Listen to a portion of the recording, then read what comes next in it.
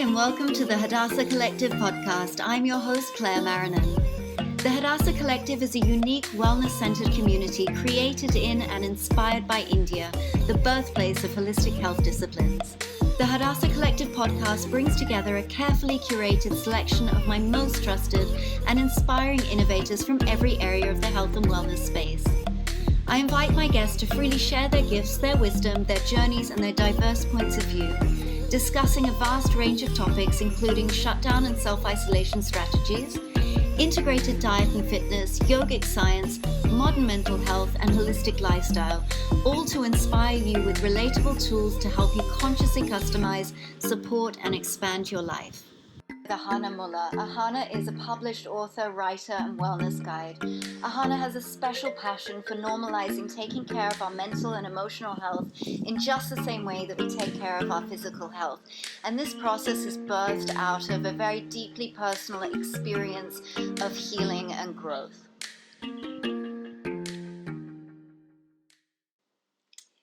So today on the podcast, we have Aahana Mulla. She is one of my favorite, brightest human beings that I know, and she is a writer, she's a published author, and she is also a solutions-orientated wellness guide. So welcome to the Hadassah Collective, Aahana. It's so lovely to have you. Hi, Claire. Really happy to be on your podcast finally after hearing you chat about it for a while. And I've also gone through a fair share of the posts that you've put up with other people talking about different things. Amazing. The one thing that I did pick up a few days ago from your handle, which I'm actually going to actively start doing at some point, which is not like me at all, is Kundalini Yoga. Yeah, come on, Okay. baby, get on it. Yeah, because again, it's not like me at all. I'm no like yogini or anything. But I guess that just goes to show that, you'd be happy to try out new stuff. Yeah. Like I have been in 2020. I've definitely been trying out more new stuff in 2020 than I have in at least the past 3 years. Yeah. So there's so much for jumping out of your comfort zone. That's amazing. I think it's just like everything, right? You see something and it resonates, and then you just ease into it, like give it a little try. Like the things that are on my Instagram, the short videos that I have on my Instagram and also TikTok. I know that you can't get TikTok in India, but they're just some of my favorite Kundalini meditations, kriyas, or breathwork practices, and they're just ones that I personally do. And so they're a really good like taster, and you can just try them on for size and see how it makes you feel. And I think be led from that space. So I'm super cool. I love that it's that you picked up something from my Instagram. That's amazing. And yeah, I shall keep you posted on that, please how do. it progresses. Please let me know. And so why don't we start by just to give us a brief overview of who you are, what you do, where you are. Well, I am in Bombay, the maximum city right now. Which I think has gone through a little bit of a shock because maximum city was just pulled down to minimum city by something that is more powerful than all of us. And I think that something that is invisible that could cause such a big change to a city that never sleeps, as we all know, should give us some perspective to the fact that life can change as quickly as possible. And we've seen that happen with us. And I think it's a great, great time. And if there's anything that I would like to make a difference with in this world, it would be somehow to get the message out that we're all human beings and it is 2020 and we're going through a paradigm shift. And it would be absolutely in the best interest of yourself and all your loved ones, which is essentially who we care about. And I'm talking from a more individualistic perspective here, because I don't want to say we should care about every single human being and things like that. We should, in theory, but on a more practical basis, if we kind of imbibe this, that for us individually and our loved ones to have a better today and tomorrow, we're all humans, and to stop discrimination on caste, creed, color, religion, and all these really insignificant things. When we have like an awakening happening we're living it right now. It's not that, oh, next year it's going to happen or in 6 months. It is happening. We're living in it. So if there's anything, I think people, and I get that, you're hurt from past things that have happened to you in different dimensions of life. But at some point, you're going to have to forgive and let go in order to move ahead for the betterment of all. Because holding on and feeding your ego versus feeding your soul is just not a good plan for you or anyone involved. So, yeah, so honestly, like through this pandemic, this is the one thing. I mean, it's something that I've always believed in and always will, but it's something that I've just gotten stronger with my voice about is that humans are humans. And I think it's about time if technology, which is created by us same humans, has evolved so much.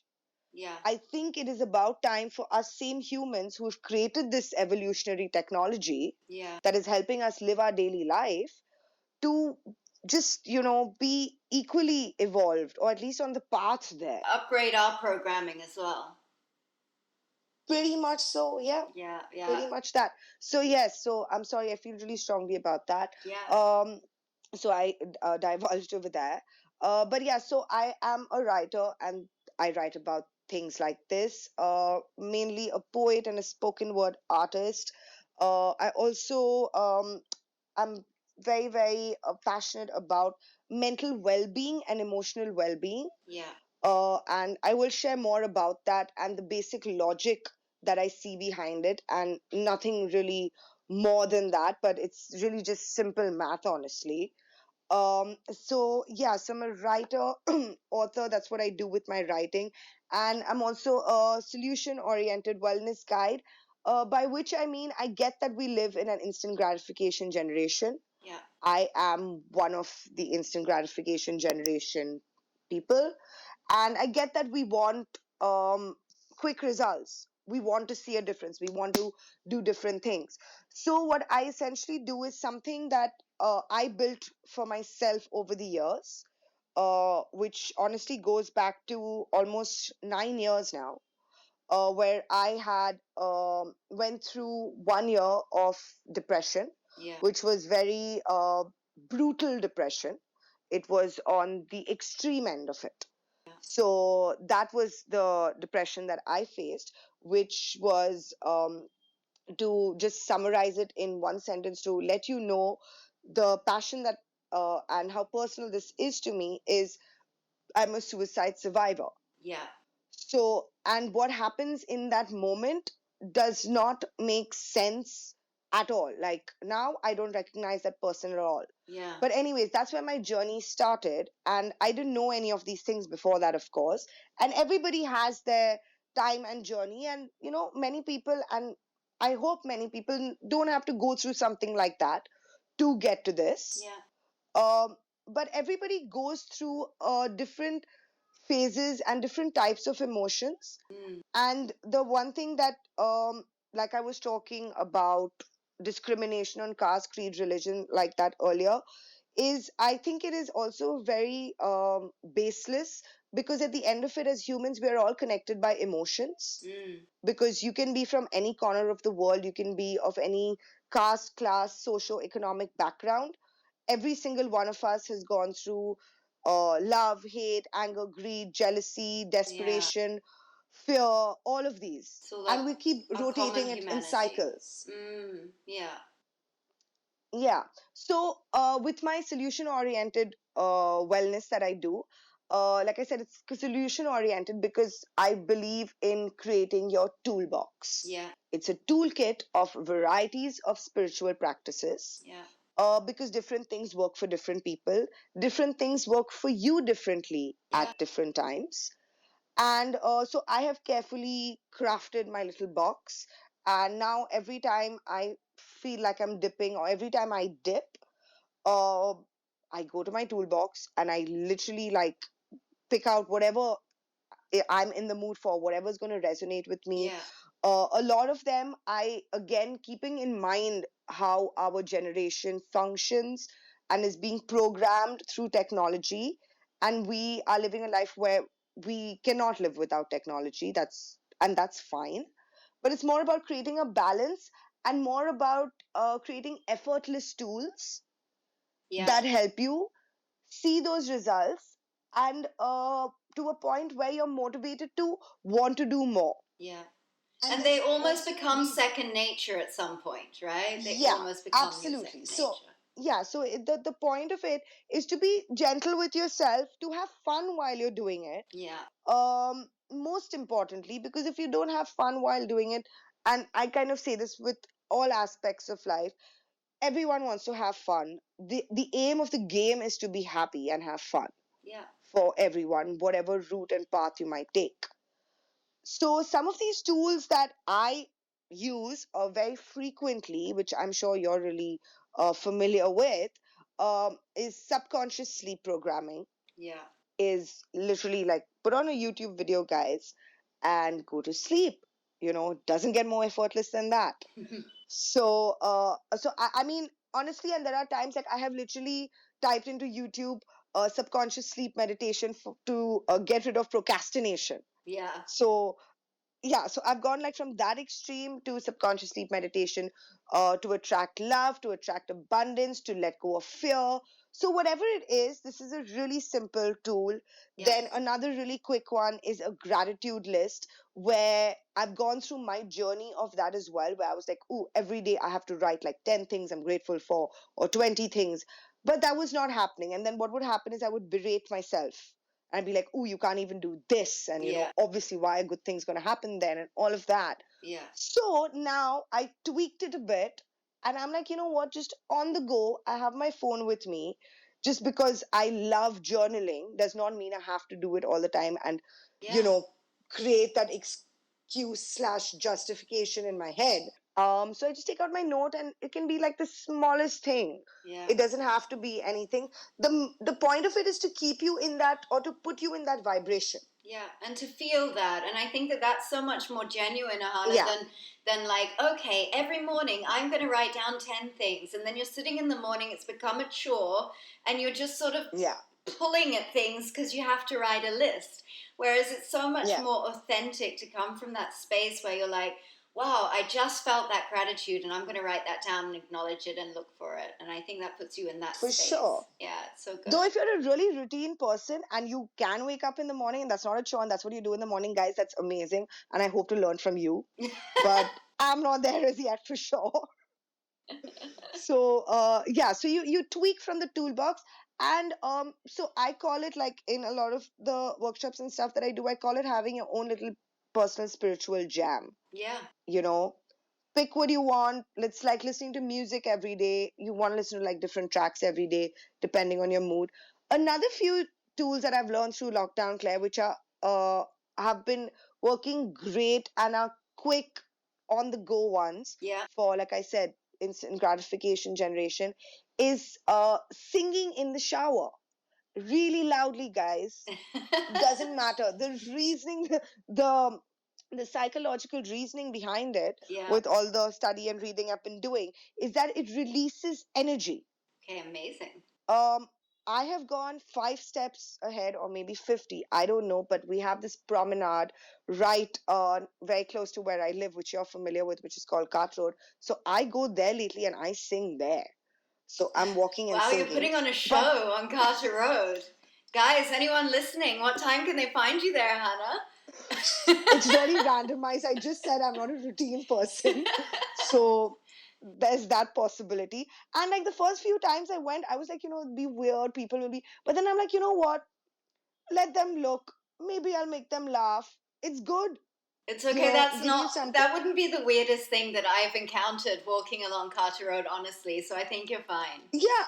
And it made me really happy. But it started with this because I also, I think I picked this up from this girl called Mandy Morris, if I'm not mistaken. Mm-hmm.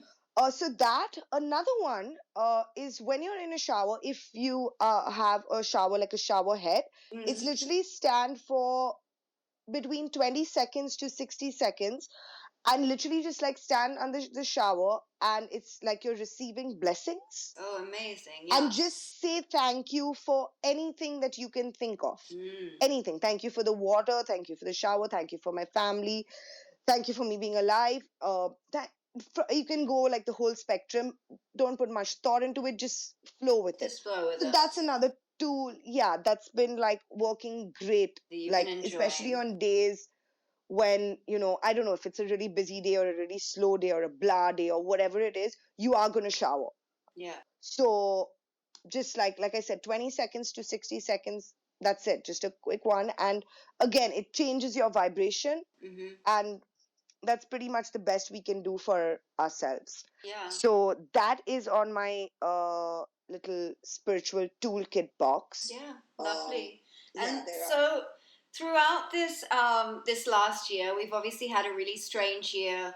We've gone into lockdown. We're sort of unlocking out of lockdown and moving through. What is the sort of energy, collective energy that you're feeling collectively and also through your clients and yourself? Like, what are the ups and downs that you've been facing? What emotions have they been sort of bringing up for you? And how have you been navigating that? Singing in the shower and also your bathing in blessings. Let's name that ritual. Yes. Bathing in blessings. I love it. It's literally that, yeah. So And- also I do this because like whenever I sit with clients and stuff, it does take energy from me. Exactly. So I have to, come back to center. Yeah, I was going to say that it's quite a good cleansing, energy cleanse actually, when you've absorbed other people's energy. So what are you feeling? What is the feedback that you're getting from your clients? What are the people's emotional states and mental states at the moment? And how are you guiding them out? So at the beginning, it was so it's obviously shifted a lot, just as we like always do in life is shift in general. Yeah. In the beginning, it was more of like it went from panic to excitement, like summer vacay. Yeah. Then to like a feeling of being just lost, which is something that I experienced as well. Yeah. But I remember during the lost phase of like my personal one and even with clients, I think it brought people together way more. Yeah. Because everyone, like I said, we're all connected by emotions. Yeah. More than anything else. And it kind of, made everybody feel that we're in this together. And, I'll help you figure this out and I'll help you figure. So the support became way more tangible. People became kinder. Yeah. To themselves, to others. I think people became kinder to themselves because it's much easier to be kinder to other people versus to yourself. Yeah. Yeah. But I think a little shift happened over there where people started being kinder to themselves because other people were being kind to them. Other people were the blueprint that they were receiving from other people's words was like, don't be hard on yourself. It's fine. And, maybe you can try it this way. Maybe you can try it that way. Why don't you come live with me? You need to like share your rent with someone. So these basic things, wow. People just started being more giving in nature, which at least from whatever little spectrum of people that I was involved with and continue to be involved with, people just, like I said, just kinder, which is always a good thing. Yeah. After the lost phase, then people, I think, were like, okay, like now enough of summer vacay and got to get back to it and got to actually figure this like work from home scene and like acceptance of some sort, I think, came in. And then there was like, finding your feet again. So there was a fair share of that. And then with each kind of lockdown rules or unlock rules that were coming in every month, there was like rushing about that and different opinions, different thoughts. But again, all of it was bringing people together, which was making it a stronger collective conscious. Yeah. So there was a sense of camaraderie. There's so much separation, and then it kind of brought this sense of camaraderie. We're all in this together. We have to figure it out, and so I think that was really a cool aspect of it, actually. Yeah. So for sure. So people were really, I thought it was really sweet. Even with clients, it was the emotions were kind of riding on the same wave. There was fear. There was, I think, a lot of fear with, especially, there are two big aspects of life, which is work and like relationships. Yeah. So with work, people obviously, there was a lot of fear of what is going to happen, what is not going to happen, will it be like this, will it not be like this, Yeah. a variety of things like that. So there was fear in that. Will I, make rent? Will I be able, for how long will I be able to live here? Will I have to move back here? Yeah. Or move back somewhere else? So there was a lot of fear of that. And with relationships, I think there was a lot of fear with like partners who aren't living together. The fear of, is this going to collapse because there's been a shift? Also, when you're living in two separate places, whether it's in the same city or like cross city or cross country, Yeah. two individuals are living separate lives. There's that anxiety that comes in because both are on like different planes and dimensions. So there was a lot of fear in those spaces of life, which again experienced myself too, which then brought me to my new mantra of lockdown, and I think life now, Yeah. which is change your narrative. Yeah. Or what if, where there were few instances, and I mean I've always known this, but I have actively and consciously been putting it into practice now every single day. Let's break Like, that down a little bit, Aahana. Like, how do you practice doing that? Because we do hear that a lot, changing the narrative, and I also 100% agree with that. And I have a space for myself as well that sometimes I question, like, what is this story that I'm playing out? What is the story that I'm applying to this situation? And so that's one of the things that I generally do. But what does that look like for you? How do you stop yourself and change that narrative that you've got going on? Yeah, so I've hacked again a simplistic technique, I would like to say, for the way our minds are wired.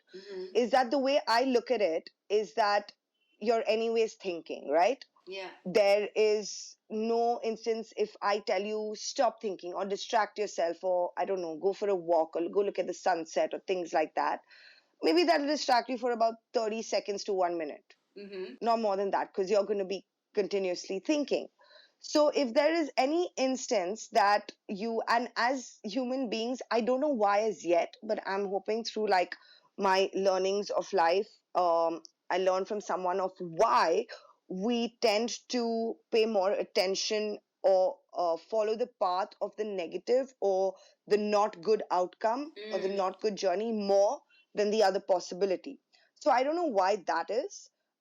And I decided to because stop wondering. because it's our ego has built up these mechanisms. Because I can tell you why this is. So we lean towards that negative because we've built that narrative around an event that happened in our past, in our childhood. It may have been a small event or a huge event, but in some way it didn't feel good and it hurt us or it felt shameful or something like that. So we've built that narrative around that experience. So any time that you encounter an experience that is similar to that, our ego is saying, oh, this is dangerous, this is danger, and it immediately points you back to that negative experience. So it's the 0 to 7 subconscious mind programming that comes in. Okay, cool. There we go, guys. It's Hadassah Learning Collective too.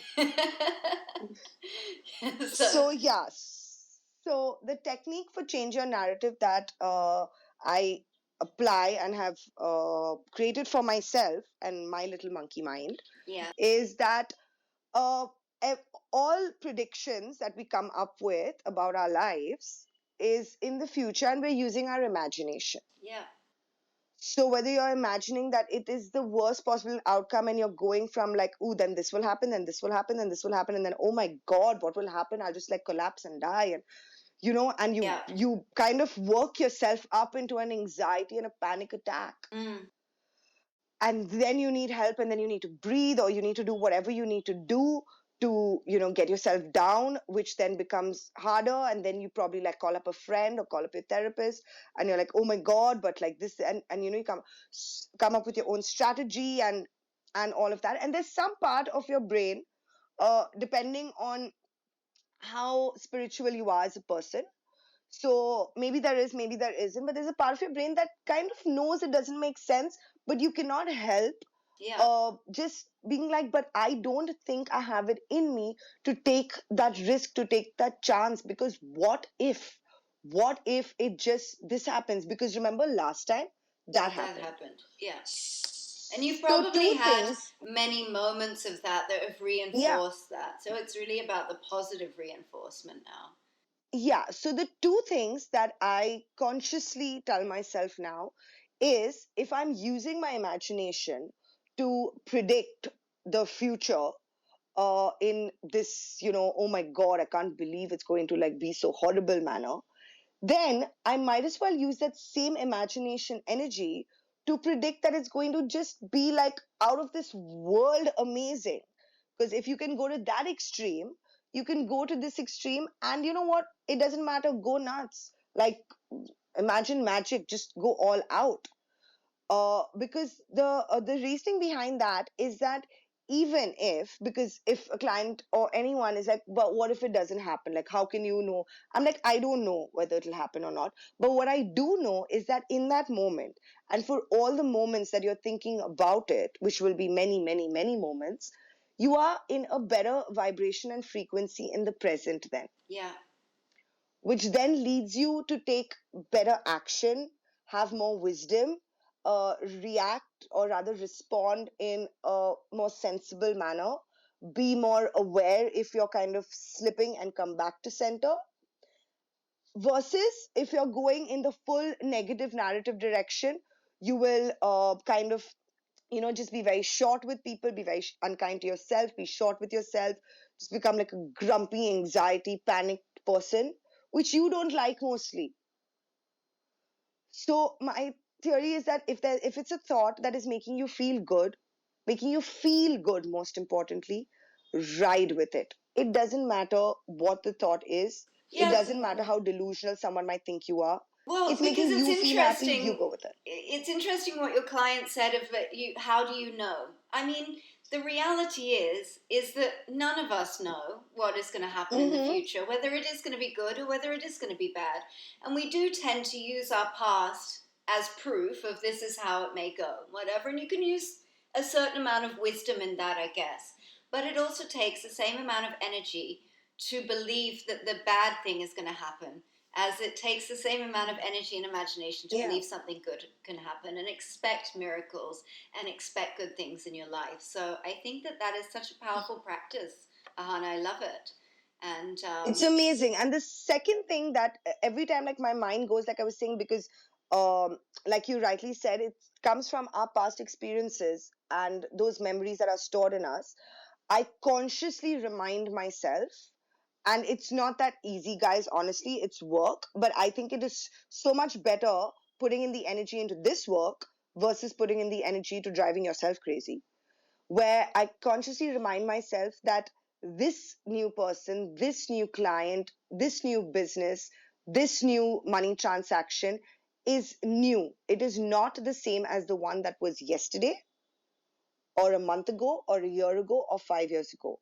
And just because and I kind of self talk myself into show respect for yourself and for the other ball of energy, whether that's money, whether that's a person, whether that's food, whether that's whatever, and treat it like in the present, where I think right now is a great time for us to live by all our Instagram quotes of live in the present moment and be there and sit with it. So I think right now is a great time to practice that, guys, because we don't have much of an option in the pandemic. yeah, yeah, I think that's such great advice, such great advice. And so, what does that look like for you when you start having these moments where you find your mind wandering to the negative or to the worst case scenario? Do you then sit down and you just talk to yourself or think it out, or you journal it out and you write it down and you write down the best case scenario and choose that? So I'm a big fan of journaling. I just kind of I have like tons of notebooks where I don't know if my grandchildren ever read them, find them. It'll be like, ooh, maybe she was thinking about so many things over the years. I think it'll be great diaries that'll be there for them to read. But no, so honestly, it really depends on where I am, because stuff like this can happen when you're in the middle of sitting with like 8 people, or now because of social distancing, like 4 people maximum. But it can really happen anywhere. It can happen while you're watching a show, because your brain is always like thinking. So I would say when I can feel that thought like going into, but then this, and then this will happen, and then this will happen, and basically being a crystal ball reader for myself, I catch myself in that thought, like very consciously. There are even times where I know that I should switch in that second, but I won't. I will continue. Yeah. Yeah, so then I'm like, Ahana, self sabotage, do not self sabotage. I let it go on for a maximum. If it goes on for more than like a minute or two and I don't manage to switch the narrative, then I call my speed dial support friends, who I have like 2 or 3 of them on speed dial. I tell them exactly what's happening and I get them to talk me out of it, like in that moment. And that's how I switch. Other times it just kind of happens. I'm like, Hana, stop it, stop the self-sabotage. Let's go to like happy land. Use the imagination to, imagine like magic and fairies and everything that makes you happy. So it really depends. Um, but I would suggest that having it could be anyone, could be just one person also that you have on speed dial, where you can call. It doesn't have to be a friend. It can be anyone. It can be you can, like, it can be your therapist, where you can say, there will be moments like this. So it can literally be anyone. It be a family member, friend, an acquaintance, somebody that you just call for this, and it's people you develop different connections with different people. So that does really help in times when it is and especially when you are anyways in a low phase or something, because the point is you have to pick up the vibration. Once you pick up the vibration, and when you are in a generally neutral frequency, it's easier to switch. Yeah. So that for sure. Yeah, it again becomes a habit. It becomes conditioning, and you can pick up on it quicker. And it's like your comeback rate is quicker. Yeah. Yeah, and I was saying the thing is, if it's like about a particular subject that you're constantly building the negative narrative about, and if you switch and then, like Claire was just saying, you start creating the positive narrative, you start liking that story more. So you want to start building on it. So that's you've reached a sweet spot there. But I mean, there's a lot of neuroscience to back up that theory as well. So it's so amazing that you've figured this out for yourself. And I love this about you. I do love the energy that you bring to these things, and you're always very honest and vulnerable, and you're doing things to build yourself up. You find different practices, and you test out different practices, and you do it for yourself. And I think that then makes your coaching, your teaching very honest, because it comes from an actual practical place of trying it out. This works, this is rubbish, this doesn't work, this didn't help me. And so you come from that space rather than going into something because, for example, say, oh, Kundalini yoga, that looks cool, I want to try that because I want to, be able to do that or whatever. Like, you don't come from that space, you come from that space of like, wow, that resonates with me, that could really help me, that could shift my energy. And I think that's why it makes your solutions-based guidance really, really useful for people. So I think that's so cool. Now let's talk, seeing as though you touched upon therapists, let's talk about your experience. I know that you've been through quite a journey throughout your life, as you said at the beginning of the show, a journey through a year of depression, which was really, really difficult. And I'm so happy that you're a suicide survivor. And I love that you say it that way as well, because you never really hear that, actually. And so I think that's really amazing. And let's talk about... Actually, you know what? I should change. It should be attempted suicide survivor. I think that makes more sense. Yeah. Yeah, possibly. I don't know.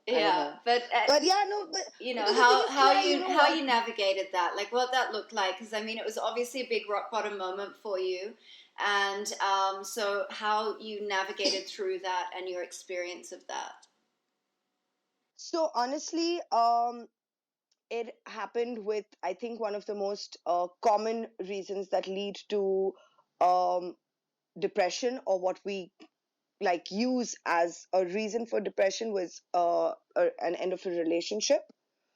But what you realize as you go along is that it really wasn't that, but it was so many other things surrounding that, that you were kind of just filling those spaces of your life with that person.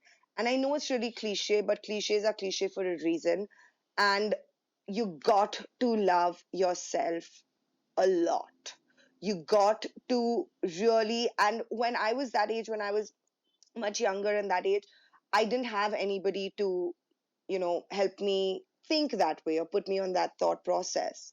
But now I think the younger generation, and us as well, we're still young. That's why I said younger. But they are more evolved. They're more aware. They have more exposure. All of it. But so it kind of started with that, and I went down a really really bad spiral. Um, After a point, I think it wasn't the really, I don't think, actually, I know it wasn't really the relationship, uh the end to it anymore. It was more of just a completely empty feeling that did not make sense to me at all. I did go to see a therapist. I did go to see a psychiatrist. And that is where I was really upset, because I was told, I remember this moment really clearly. I was told that don't worry about it. This is just like a normal breakup, and you will meet someone else and you'll be fine. And I was just like, okay. And I was in no state to really communicate. So I was, so there are different forms of depression. Essentially, I was, went through the phase or form of it where you could tell. It wasn't, I was not able to go out and be okay with people. And I was not, I could not move. I was just, it did not matter to me. And then I reached a point where obviously my family was getting really, really worried about me. And I reached a point where I was like, you know what? I don't think I'm adding any value to my life. I don't think I'm adding any value to anyone else's life. So, you know what? Let's just bounce. So that was my thought process. And that's what we have to understand about people who get into this phase of life. First thing that must be understood is that you can definitely get out. Now, mine was not clinical depression, which is a completely different zone for which I am not qualified to comment on. But mine was situational depression. So that is how that happened. And what you have to understand is that a lot of times people think that they are doing themselves a favor and other people a favor by attempting to check out. It does not make sense. It does not make sense to your mind. And a very I think simple way that it can be put is that there are many things that we do in life, all of us, where we look back and we're like, whoa, I can't believe I did that. And oh my God, I really regret that. And you'll either laugh about it or you'll regret it in a sad way or whatever it is. But we all have those moments. It just so happens that this is something that if it kind of goes through, it's not a moment you can be like, oh, I can't believe that. There are lucky ones like me who can. But it's literally that, because it doesn't make sense when you do reckless things in life or stupid things in life or whatever it is. In that moment, you thought it was the smartest thing. It's just that you have tomorrow and the after to look back and be like, oh my God, what was I thinking? So I think we should be more empathetic towards the whole thing in general. And secondly, um, please do seek help in whatever way it might be. So, like I said, after that experience of mine with my psychiatrist, I didn't know. I was just like, okay, sure. And I didn't know how to. I honestly, I didn't have the strength to go to anyone else or figure it out or Or to whatever. question, to And my even question whether that was the kind of right thing. I'm hoping now, actually, that the raise in awareness the raised awareness around mental health issues has sort of brought a little more accountability to therapists as well. Because to me, when I hear that story for you, it seems like someone is discounting what you're feeling and not really taking it seriously, whereas it was a really serious situation for you. Yeah, And yeah, for sure. what I would encourage people to do, anyone who's listening, who's feeling like that, who's thinking, my therapist doesn't get me or whatever, there are so many therapists out there, and there is someone for everyone. And, everyone is so different that there are so many different therapists. And so if you find one that is not really taking you seriously or doesn't understand what you're talking about, or you just feel that they're not helping you, then don't give up and go to another one. Try and just keep trying until you find someone that clicks with your story, I think. No, for sure. And like I said, I do not recognize that person that I was. And I'm sure there are many people who have gone through something like this. Some are more open to talking about it, some not so much. And that's fine. The reason that I am happy to talk about it, because I'm like, if there's somebody that can benefit from this, for sure. And I have from then grown to be a person that I am really proud of mostly. Um, the secondary and tertiary people is just external, and I'm always growing and always evolving, and that's just life. And I believe that that phase I was put through to help people, to help just the world in general to be more aware of this. And there's definitely way more awareness of it since 10 years ago. So that for sure. And people go through so many things, and it's just nice to know that you have someone in the corner. So coming back to that really quickly, my school best friend was in my corner, and she literally like was on, not speed dial, I don't know what's higher than speed dial, but she's still on my speed dial. Telepathic connection. Telepathic connection. Yeah. It's like, so she really this thing. And then I remember, I can't explain it, but at the end of that year, there was some switch in me where I was like, I cannot and will not go into the new year like this. I just will not. I can't take it anymore. So, I mean, I started, guys, with the book, The Secret, that we're all aware about. And I remember I come from, so my mom's a teacher, so I guess I have some of those genes. So I'm like a really good student, teacher kind of girl. So I went to my best friend's sister and I'm like, so your sister told me about this book. I want you to teach it to me, please. So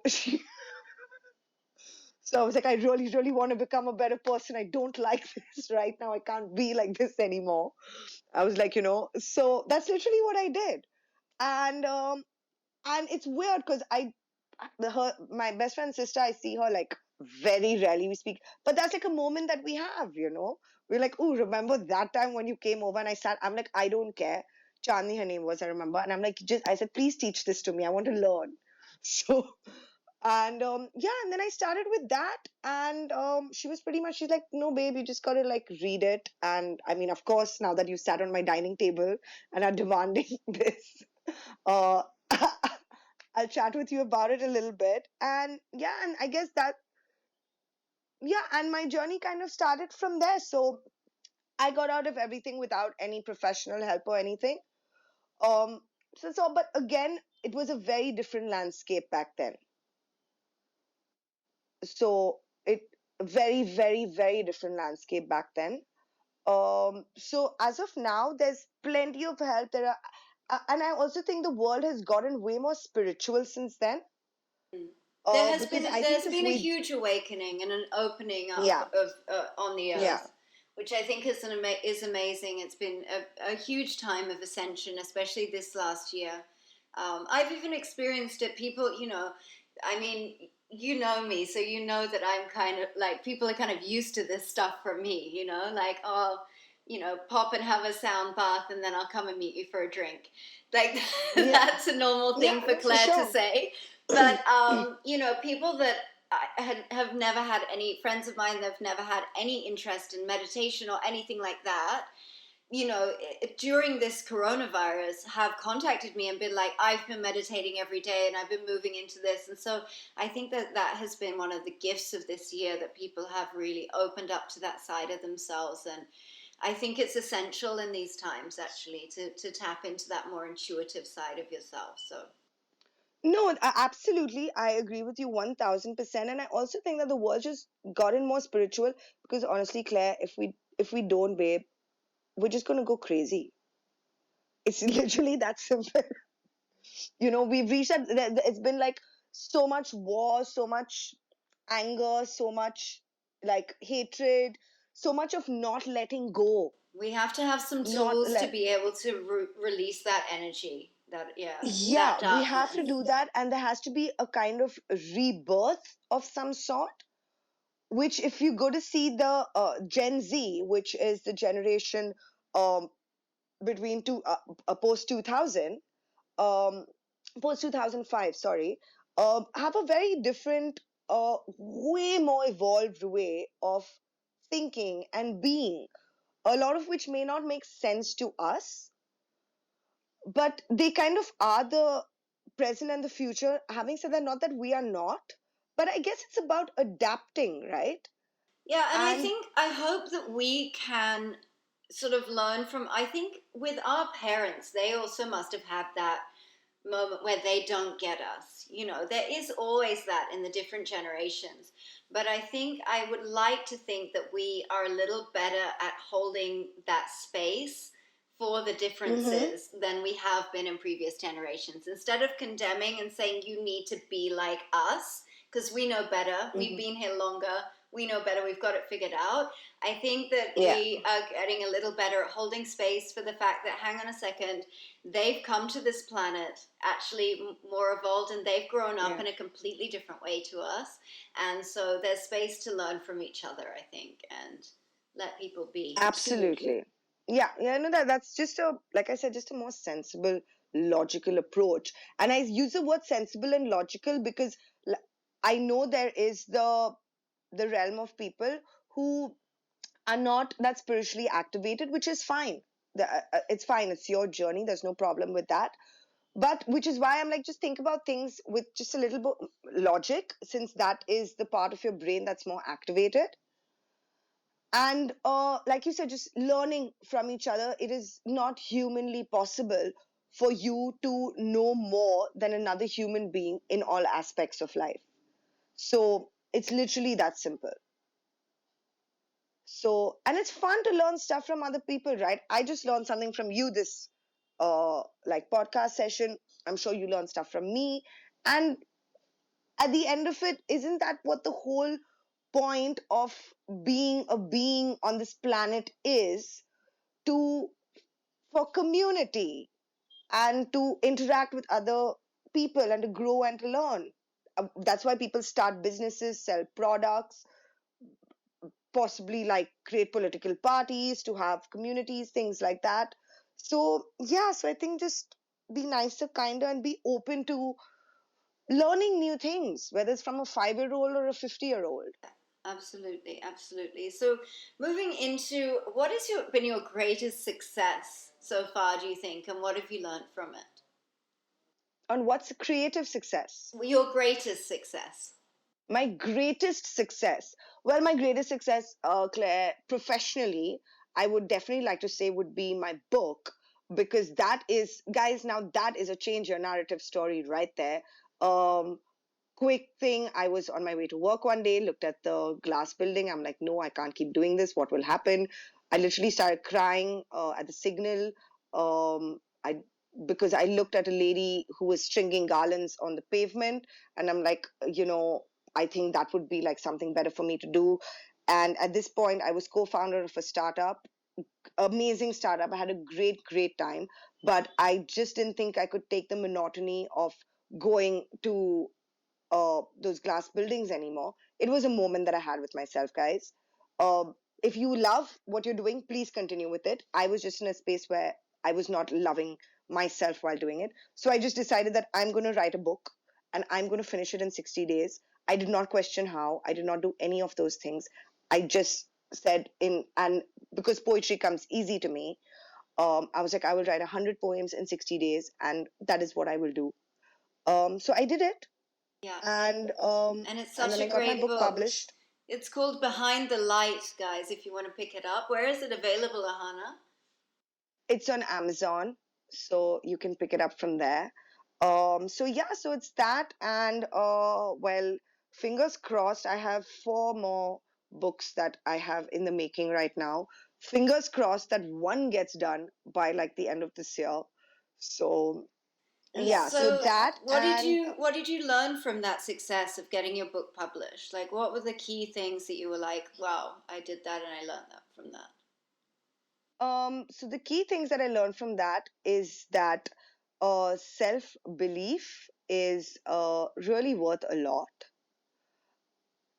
and focus on something, not for a very long span of time, because again, I come back to instant gratification generation, something that's deeply ingrained in us. 60 days is not that long a time.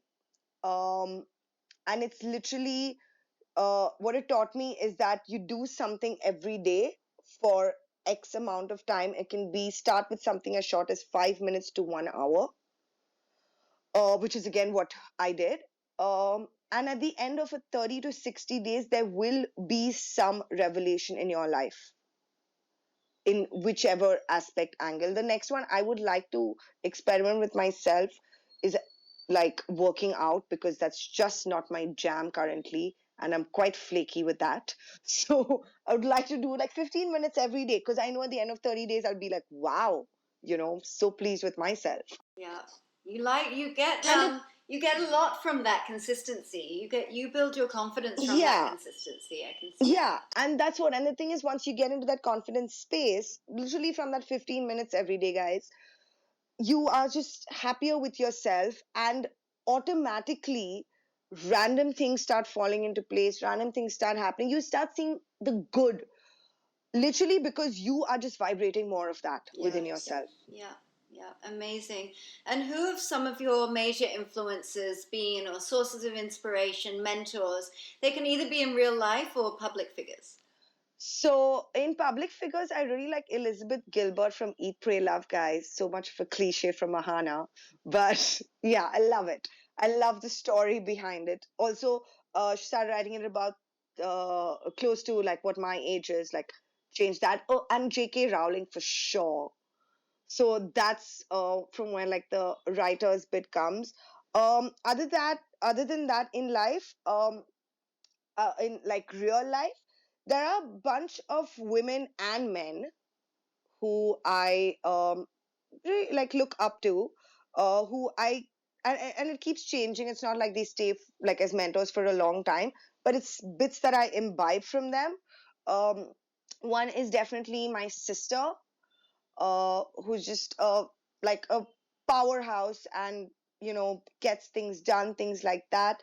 Then one is my mom, who the bits that I imbibe from her is essentially patience, which still working on a lot, but that's something. And resilience more than patience is what I'd say, which again I think lacks quite a bit with many of us. Me, I would say, working on it, because we must keep working on ourselves, guys. And then last year, yeah, I met. So from my dad, I guess consistency. Yeah. Yeah. Yes, consistency is what I imbibe from him and try to replicate. From I have a few friends who I get humor from. I try to replicate that. So I guess I just kind of take, again, see the good in people, and try and imbibe that stuff that I see in them that makes me happy. I kind of try and imbibe it with myself and fuse it with my personality. And are there any books or podcasts or Instagram lives or anything that or YouTube videos you really like? But are there any particular ones that were kind of life changing and you would recommend to our listeners? So I listen a lot to Aaron Doughty, which is just YouTube videos. I listen to Abraham Hicks a lot. I love Abraham Hicks. So literally just switch on like YouTube and listen to what ever like pops up. So these two I listen to a lot on YouTube. For reading, I keep going back to The Power of the Subconscious Mind. I really resonate with that one and a bunch of the Abraham Hicks books as well.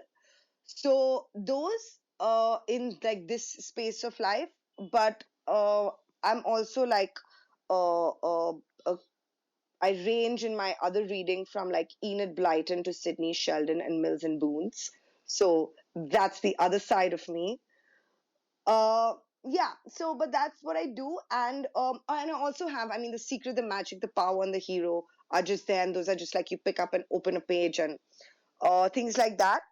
Another important thing I would like to say is that I know it can get really daunting that it's like self-help books and self-help books and more self-help books and think positive and I know that, but just remember guys that we are the content we consume, and that is just a fact. And because we consume so much of content that is probably not in the best light, and having said that, I'm not saying that I do not watch a lot of it myself, but in order to combat that and the blueprint that it's creating, the more we read this other stuff, we are helping have that blueprint as well, uh, which assists us in not taking us down the negative path from all the other sometimes fun stuff also that we watch. So that's why there are so many versions of the same thing said in different ways, because different people communicate in different ways and relate to it in different ways. So even like a page a day, like literally just pick up any one book, don't put much thought into it, and just a page a day, there'll be like a something that will hit you, you know, and you'll have like a mini aha moment. And again, the aha moment will make you feel pleased with yourself. And like I said in the middle, feeling makes you, or the thought makes you feel good. Ride that wave. Yeah, stay in that zone. Yeah. And tell us a little bit more about your offerings. What can we expect from Ahana? And what do some of your sessions look like? So I currently do workshops.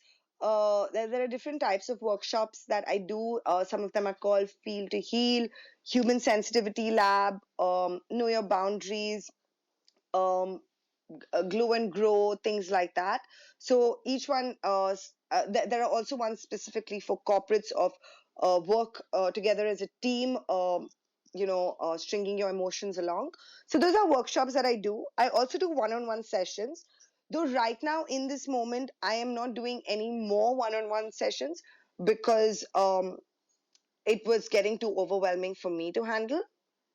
So, yeah, so I had to bring back myself, and also because I am more in a writing flow of life. So, yeah, so the other thing that I offer, so that's in my the mental and emotional well-being space. And in the writing space, I write articles and blogs for everything mental and emotional well-being related, as well as ed tech, because I believe that's a really important like thing that's going on in the world, where we're all kind of living ed tech right now. So these are the three niches that I write in. Okay, fantastic. Yep. And coming back to the present, what does your day-to-day routine look like? You said you hate having a routine, so this time. No, I don't. No, I don't hate having a routine. I am an aspiring routine person. Yeah, I'm aspiring to get there. And the one thing, I try and try till you succeed, guys. So that's the path I'm on. But by and large, my day is, I mean, I wake up, I chill. That's actually what I do. I do so because I'm not a routine person. The way I navigate through it for all the non-routine people out there is I make sure that I get X amount of time in the day for myself. So that can vary anywhere between a minimum of 15 minutes to a maximum of 2 hours. So on days that it's 15 minutes, it will either be like a quick meditation or chanting, or like just a really super quick workout or something like that. On days that it is on the other extreme, which is 2 hours, it'll be a meditation or chanting and a workout, maybe a walk. So it's and some journaling. So it's a mix of that. But I do take out anywhere between 15 minutes to 2 hours. Some days, maybe like once in 2 or 3 weeks, I take a day out for myself to realign, which that day involves a lot of journaling and a lot of forgiveness letters. And, I might as well just be sitting in like my own little ashram that I create for myself. So yeah, so I do that like once in 2 or 3 weeks, or take out a day or like half a day, and then the other half of the day just like me time and phone on airplane mode kind of thing. So yeah, so that's what it is, and the rest then kind of falls into place. Ooh, before anything else and before we wrap, because I know we're almost out of time, guys, a very important thing I learned from Abraham Hicks is, when you feel like you're sitting and doing like all of people like call it like spiritual junkie stuff, and you're like, but I'm not taking action towards anything, like I'm supposed to like finish so many phone calls, but I'm sitting and wasting my time meditating, and something beautiful is supposed to happen but it's not happening. Change your narrative about that, guys, because this was a great one that I learned, was that the fact that you are sitting and taking that time out is action. It is action. Just because we are programmed to believe that action is movement, no, this is action where you are literally synchronizing your thoughts and your internal wireframe with what you want externally. So that is action, guys. So don't feel like you're not doing anything or like I'm not being productive if you are taking downtime or you are taking meditative time or any of that, because that is action. Amazing. And one last question, what would be one practice that you could leave our listeners with that they could implement today? We've already given quite a lot of practices actually, but what's your favorite if someone just wants to implement something very small today? Guys, the shower blessings. The shower blessings. Bathing in blessings. Yeah. Bathing in blessings. It's the simplest. Yeah. You can't escape it because you will shower every day, and yeah, it's really amazing. Yeah, I like that as well. So that sounds beautiful. I literally just visualize my crown chakra opening. Yeah. For those who are familiar with that, for those who are not, just imagine your brain opening, and just all your blessings, just allow them and be grateful for them. 20 seconds to 60 seconds and you're good for the day. Perfect. Amazing, Aahana. Thank you so much for joining me. And where can our listeners find you? You can find me on Instagram. My handle is Aahana Mulla. Yep. That's pretty much where I'm the most active. Yeah. Other than that, I'm on LinkedIn and Facebook as well. Also Aahana Mulla. Yeah. So anywhere, type my name in and you will find me. Fantastic. Thank you so much, my darling. I can't wait to see you and legally hug you in the coming months. And absolutely. Send lots of love to your family as well. And I'll talk to you soon. Thank you, darling. Right back at ya. Bye. I hope you enjoyed this episode and you got some things to take away from our amazing guests' insight. If you did enjoy this episode, please subscribe and also leave us a review. And for more information on the Hadassah Collective, you can visit our Instagram page at Hadassah Collective. I hope you'll join me again for our next episode at the same time next week. And until then, have a wonderful week.